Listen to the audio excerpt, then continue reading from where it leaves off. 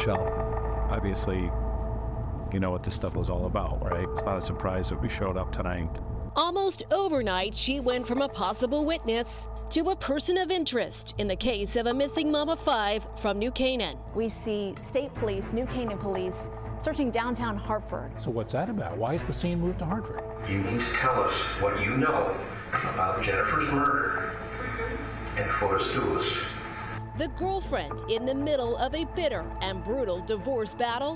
The stuff you were throwing out, we have. And it's all Jennifer. It belongs to Jennifer. Do you understand? Turned high-profile murder investigation. Guys, what happened to Jennifer, Michelle? You're gonna do the right thing, Michelle? We're taking you inside the trial of Michelle Troconis. And thanks for joining us once again for Inside the Trial of Michelle Troconis. I'm Shannon Miller. We are expecting to hear more forensics testimony today, coming off of a day of testimony heavily focused on the red Toyota Tacoma belonging to Fotis Dulos' project manager, Pavel Gumieni. Our retired state police detective Matthew Riley testified about the efforts investigators took to search the truck, but defense attorney John Schoenhorn pointed out, as he has in previous motions, that results from lab testing would show that no blood was found inside the truck. We'll take you through that testimony. And we also heard from a fingerprint expert from the state forensics lab. He showed the jury what he found when he analyzed the trash evidence, including what was found on Albany Avenue. Some of Fotis Dulos' fingerprints were found on that, but none of Michelle Troconis' fingerprints. The defendant is 3 calendar weeks into her trial, which is about to enter day 15. A reminder, she is charged with conspiracy to commit murder, tampering with evidence, hindering prosecution, and conspiracy to commit evidence tampering. She continues to maintain her innocence in all of this. NBC Connecticut's Kevin Geist joins us now once again from Stamford Superior Court. Kevin, let's start with the forensics. This was about an hour plus of testimony, and we heard more about where Fotis Dulos and Michelle Troconis' fingerprints were not found. It was more the testimony that came back inconclusive on the fingerprint front, right?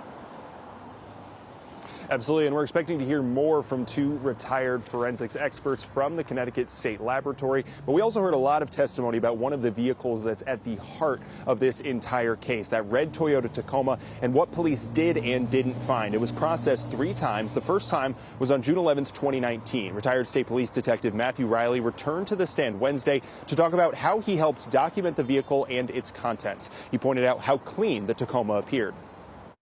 The tires, to me, I remember looked, in good condition, and they looked to be recently cleaned.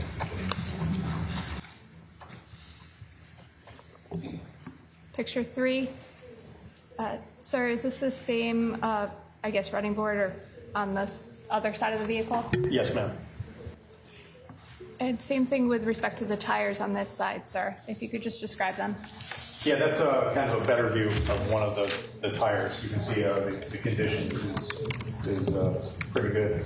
And not only the tires are clean, but also the rim itself. Riley also noted that the interior of that vehicle was extremely clean for an 18-year-old truck and almost appeared to be even detailed. We know from arrest warrants Fotis Dulos and Michelle Troconis took the truck to be detailed at Russell Speeder's car wash in Avon prior to state police seizing the vehicle. Shannon. All right, Kevin. So let's talk now about why the prosecutor, again, is pointing out just how clean the vehicle was to the jury. Absolutely. Well, we know from arrest warrants that some of the evidence tampering charges actually stem from the detailing of that Tacoma. Let's also remember that prosecutors and investigators allege that Fotis Dulos used that red Toyota Tacoma as transportation from Farmington to New Canaan and back on the day Jennifer Dulos disappeared. Shannon.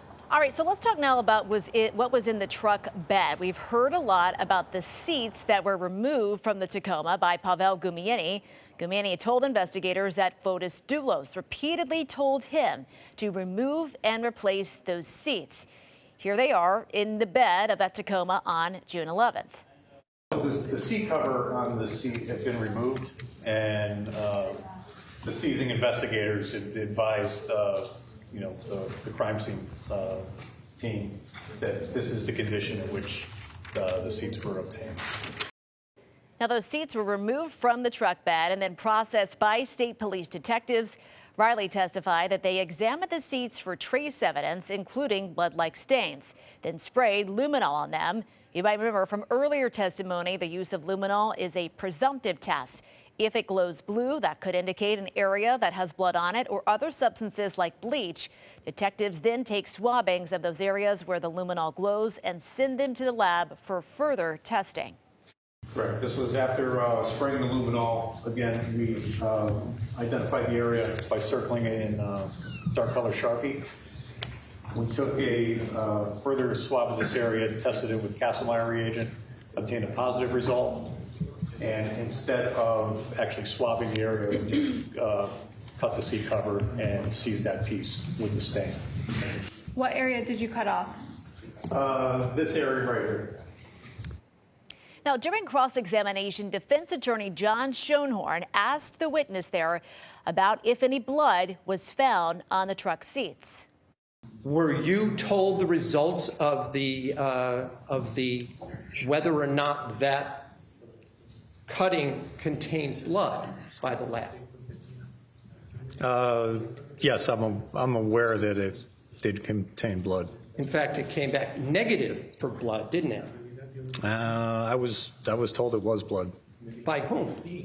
By the lab people? I remember on a lab report. All right. Well, we will be having the lab person. So if the lab report and the lab person, I just want to be clear, disagree with your memory, would you be willing to concede you might be in error? I would defer to the lab. Now, multiple luminol tests were also done on the interior doors of the Tacoma. Riley pointed to areas where a faint blue glow was observed. He testified that they took swabbings of those areas that the door glowed. Before this testimony was given, defense attorney John Schoenhorn objected, saying those luminol tests were irrelevant because he says blood was never found there either. This was tested and it's not blood. So therefore, I'm saying it was sent to the lab and it is not blood. It wasn't even organic. So it's misleading. It's going to be confusing to the jury. And I've already indicated why I thought these kind of presumptive tests shouldn't come in at all. But this particular spray, the fact that it glowed, it was tested. It had nothing to do with the case. Now, that objection was overruled by Judge Randolph. Schoenhorn also moved to strike the testimony, which was also denied. We are now awaiting more testimony from the state lab about the lab report results on what was found during that testing of the Tacoma. Now, Kevin, Judge Randolph saying the jury is capable of determining the relevance of testimony in their deliberations, but Attorney John Schoenhorn argued that they're left to think that it is blood until the state lab testifies, indeed, that it was not. Right. Judge Randolph definitely seems to have sort of this trust the jury mentality throughout all of this testimony, but he does continue to point out that Schoenhorn will have the chance to cross-examine experts as they come in about some of the results from the actual forensics lab test. Of course, prosecutors continue to bring up this evidence. This case isn't exactly working in a perfect linear timeline. So once we get to those forensics experts, I would imagine that John Schoenhorn will take a lot of time to cross-examine and really parse through exactly what was blood and what wasn't. All right, Kevin, we heard about the seats of Fotis Dulos' wrecked Porsche Cayenne being put into the Tacoma. Here's a look at them. When Pavel Gomini again removed those other seats, here's what they looked like. Riley testified that those black seats were loose in the interior of the truck with a yellow bucket propping the driver's side seat up. Now, investigators also documented the contents of the Tacoma, including that yellow bucket. They laid out items including floor mats, gloves, sets of keys, business cards, and more. As we mentioned, the truck was searched 3 times. On June 26, investigators went back and took the license plates off of the truck for further examination. Previously, you had only taken swabbings of them. Did you seize the entire license plate itself? Yes. So what we did is I unscrewed the license plate. We actually took swabbings from the threads of the screws in an effort to capture any kind of latent DNA. The screws and the plate were taken as one exhibit. The swabs as another. And then later, I processed the plate for latent fingerprints. Now, there were not any sort of discernible fingerprints from either license plate. The third time investigators returned to process the Toyota Tacoma, they took out the entire floor panel from the passenger side door. They also took out the flooring from the passenger side as well. Now, a fingerprint expert with the State Forensic Lab also took the stand yesterday. Kevin Parisi identified fingerprints pulled from evidence obtained along Albany Avenue in Hartford. Some of the physical evidence first shown to the jury by prosecutor Michelle Manning was once again displayed by Assistant State's Attorney Sean McGinnis. One by one, Parisi testified about items he said he tested for fingerprints, and that there were more items than not that came up for inconclusive fingerprints. Some of the evidence was linked to fingerprints of Fotis Dulos. 3 of Fotis Dulos' fingerprints were matched to evidence from trash bags and tape dumped along Albany Avenue. The black lines again represent the friction ridges. The white areas are the furrows between the ridges. The red dots correspond to the ridge characteristics line in both impressions in the same relative area. And the line in the center, in this location, indicates the same ridge flow or loop pattern in both impressions. So were you able to reach a conclusion with respect to this particular comparison? Yes, we did. What was your conclusion, sir? The 88-002L1 has been identified as the ray index finger off the fingerprint card marked Fotis Dulos. Now, in cross-examination, Michelle Troconis' attorney pointed out that her fingerprints, Michelle's fingerprints, were not found anywhere on the evidence that he tested. I noticed that in none of the comparisons that you did you mention my client, Michelle Troconis. Is that correct, that you didn't mention her in any of your testimony on direct? We did conduct a comparison including Michelle Troconis on lab submission 004, the doorknobs. So you're talking about, when you say the doorknob, you're talking about the doorknob that had been obtained, I believe, in New Canaan. Is that correct?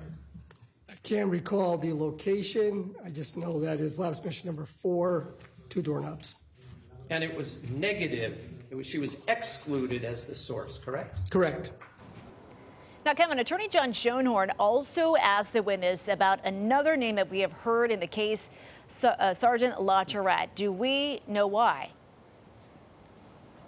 Right, we have to go all the way back to day one of this entire trial. Now, if you remember, the New Canaan Police Department responded initially on May 24th in the evening to a missing persons call. That was really all they were looking for. So if you remember, members of the New Canaan Police Department actually entered Jennifer Dulos' New Canaan home to search for her because they were getting calls that it was a missing person. So they were attempting to make contact with Jennifer Dulos. So some of their fingerprints were found inside that garage as well.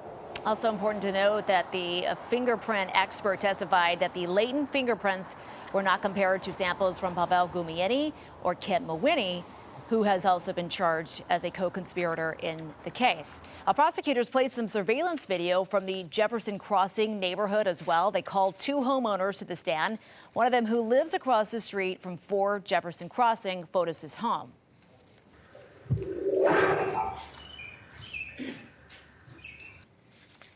Well, there you could hear Jolene Swanson's golden retriever there barking at that vehicle that just pulled up across the street. You can see it appears to be a black pickup truck, and you can see what appears to be a person with a white shirt get out of the truck. That video was recorded at 8:12 p.m. on May 24th, 2019. That would be a little more than an hour after Jennifer Dulos was first reported missing. This came from Swanson's Ring camera in the mudroom, which is motion activated. It encompasses motion in front of my home and motion along the road, as well as motion across the street. Okay, so if a car is going across the street, that will pick up on your motion sensor? It has. And if there is activity going on at 4 Jefferson, it will pick that up as well? It has, yes. It has, but will it always? I don't know if I can answer that because I don't look at every single Ring video that's been sent to my phone. Now, Swanson also provided a second camera angle to investigators from a camera that overlooks her driveway and has a view of 4 Jefferson Crossing there in the background. Prosecutors also spoke with a neighbor whose surveillance camera faces Eli Road in Farmington. The house is a couple houses down from the entrance to Jefferson Crossing. Now, they didn't point out anything in this video yet, so we will have to see what relevance this view has to the case when it's brought up again. Now, the homeowner testified about how long detectives worked to collect and view that video. Several hours. I mean, and then they came back. Another day they came back as well. They did. Oh, several hours to download the video? It took several hours, and then we continued another day because it was late. Okay. It was. What do you mean by that? Was it late at night? Well, I mean, they were there for a while. They were there for a while. Well, Kevin, we know, according to arrest warrants, that investigators detailed the comings and goings of vehicles they say were connected to Fotis Dulos on May 24th in that area. It'll be interesting to see how these videos help depict or not the activity of the cars on that day, right? Right, it's not entirely clear exactly what these videos are going to show or exactly when we will see what's in those videos exactly, but we do know there were a lot of vehicles involved in this case, and investigators and prosecutors have made a point to try to track the movement of every single one of those vehicles around May 24th and on May 24th. So we're interested in seeing exactly what these videos will depict down the line. All right, Kevin Geis, live for us once again at Stamford Superior Court. We appreciate your insight once again. Much more ahead on Inside the Trial of Michelle Troconis. Just what does the Toyota Tacoma and fingerprint evidence mean for both the prosecution and the defense? If anything, we'll chat once again with attorney Jim Bergen about that and more when we come back. Welcome back to Inside the Trial of Michelle Troconis. We are joined once again by defense attorney Jim Bergen, who is one of our legal analysts throughout the case. Jim, we so appreciate you being back here with us. Something that attorney John Schoenhorn has brought up multiple times in motions dating all the way back to 2021 is his argument that contrary to what investigators have alleged about that Toyota Tacoma, that there was no blood inside. Not Jennifer's blood, not anyone else's blood that was found there. So what do we expect to hear as far as the testimony on the results of that lab testing? What sort of impact could that actual result have on the jury? I don't think it should have any impact. I'm a little bit surprised that John Schoenhorn is spending this much time on something which I think is just a distraction. The only thing that's relevant to this jury is the frame of mind of Michelle Troconis. We do know or believe that there was a killing. We do believe that Fotis is a dangerous person. We do believe he lies to everybody. And this has nothing to do with whatever role they're even claiming Michelle had. Her role is presumably to help cover up on behalf of Fotis. But we're still not seeing any evidence that suggests he is going to tell the truth to her, even though he lies to everyone else. And for her, she's a family person. You would think that would be the very last person that he would disclose that he's killing the mother of 5 children. The case is just going on, and these are just, to my opinion, just distractions. Attorney John Schoenhorn has also tried to get luminol kicked out of the trial from day one. It's a presumptive test, as the jury has learned. Judge Randolph basically saying that the jury knows it is a presumptive test, that's smart enough to listen to the testimony and decide how to consider that testimony. So talk about that back and forth and the issue of presumptive tests in the testimony. Well, what's most telling about that is this judge's direct opinion that this is a smart jury. And when the jury was outside the room, so there was no pandering, John Schoenhorn admitted this is a smart jury. So we're all hoping it's a smart jury because we do have hardworking police trying to protect the public, doing all kinds of wonderful police things. But ultimately, that's not what it's about. It's about a smart jury focusing on Michelle Troconis and Michelle Troconis only. So I think the judge is doing a good job moving the case along as well as he can. Testimony yesterday, the witness was asked again, how clean was this Toyota Tacoma when you were processing it? And he went into detail about how clean the tires were, how clean the inside of the vehicle was. Was that conveyed, and is that an important part of the state's case in this? Well, if I'm John Schoenhorn, I don't care. I want to show Fotis Dulis is constantly manipulating. And if he's making everything super duper clean, that's just helping John's case. That's how manipulative he is. I'm not exactly sure how that advances either side in this case, other than it shows thorough police. But we know people can be thorough and they can be hardworking and they can be honorable. But all that doesn't mean that they have done anything to prove that Michelle Troconis knew what was going on. And in John's questioning, he points out that the state has labeled, the seats that were found as the Tacoma seats. In fact, that they were Ford Motor Company seats all along. Is this John trying to say, look, what is it to help clarify? I mean, is this helping prove anything one way or the other about the state's case? Well, I have to trust John Schoenhorn is very experienced, that he's got a reason that he is doing this. It may be just to show that the police can make mistakes. Of course, police can make mistakes. To me, the only thing that really they should be focusing on is Michelle Troconis. And so far, everything that they've done has been to prove what a manipulative, dangerous, lying person Fotis is. And they haven't done much to talk about Michelle Troconis. The most compelling thing was what we talked about a couple days ago, which is when the prosecutor, with nobody paying attention, just talking to the investigators saying she doesn't know anything. Like, to me, I would be using that in virtually every examination I have, because that is really what matters to the jury. And that statement made, again, as all this, we are learning now, all this testing was going on, this DNA forensic testing. I want to go back to that fingerprint testimony. The fingerprints of Fotis Dulis, 3 of them found on evidence recovered from Albany Avenue, 0 fingerprints found from Michelle Troconis. So, again, how does this play out, and how does this impact the jury's perception of that Albany Avenue evidence? Well, the state would make a big deal out of it if they had some of her fingerprints on the bag. Of course, that still wouldn't say what was in her head.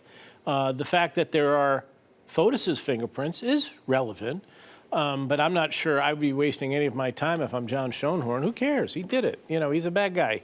But the fact that they've got his prints and they've got other indications that he was right there in the home where the supposed killing took place is really what's important on his case. It still doesn't teach us about Michelle. And more forensic testimony set to come on the testing of those trash bags found along Albany Avenue. More expert analysis with Jim Bergen coming up in just a moment. You're watching Inside the Trial of Michelle Troconis. Stay with us. We'll be right back.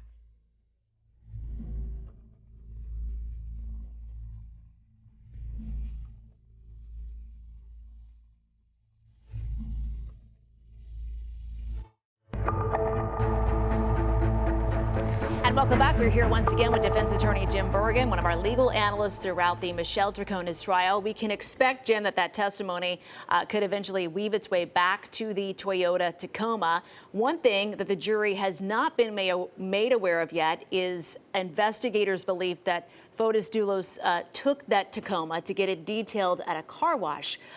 So investigators say that Michelle Troconis followed him to this car wash. But again, all this comes back to your point that you've been making throughout our analysis is what exactly was Fotis telling her at the time of all this, and what did she know? It is relevant that she's there while the Tacona's being cleaned up, because the cleanup makes it look like you're trying to cover up. But it doesn't look like you're trying to cover up if it's an old car and people want to make it look nice. It doesn't really prove why somebody's cleaning it. If somebody likes to keep his cars clean, likes to keep his houses clean, he's selling stuff all the time, I don't know. It's just not compelling. It's relevant, you got to give it that, but it's not really telling us anything, again, about Michelle's frame of mind. That's this whole case. What is her frame of mind? Mm-hmm. And hopefully we will eventually get into testimony that can give us a better look at all of that in those days after Jennifer Dulis's disappearance and leading up to Michelle Troconis' first arrest. Jim, thank you so much as always. We appreciate your insight.